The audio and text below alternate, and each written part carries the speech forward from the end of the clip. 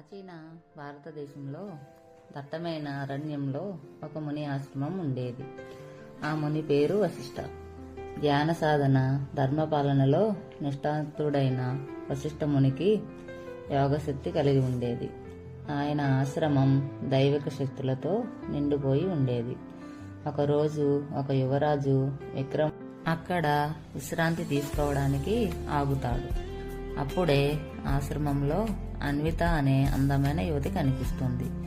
ఆమె వశిష్ఠ ముని దత్తపుత్రిక. విక్రమ అన్వితను చూసిన తరువాత వారి మధ్య ప్రేమ చిగురిస్తుంది. కొన్ని రోజుల్లో ప్రేమ ముదిరి వారిద్దరూ ఒకరిని విడిచి ఒకరు ఉండలేని స్థితికి చేరుకుంటారు. వశిష్ఠ ముని అన్వితకు బ్రహ్మచర్య వ్రతం నిశ్చయించి ఉండడంతో ఆమె పెళ్లి మరియు అన్నీ నిషిద్ధమవుతారు. నీ ప్రేమ ఎప్పుడు కష్టాల మధ్య పోరాడుతుంది అని శపిస్తాడు. అన్వితను ఆశ్రమంలోనే నిర్బంధిస్తాడు. అలా చెప్పిన తర్వాత విక్రమ తన రాజ్యంలోనికి వెళ్ళిపోతాడు.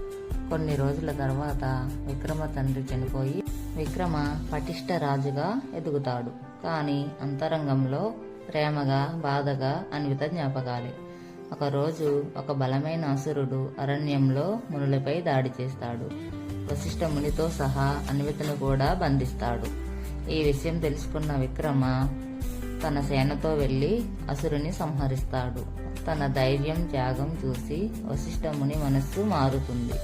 ప్రేమలోని శుద్ధతను గ్రహించి అన్వితను విక్రమకు అప్పగిస్తాడు. కానీ వశిష్ఠ ముని శాపం అలాగే ఉంటుంది. విక్రమ అన్విత తిరిగి కలుసుకుంటారు.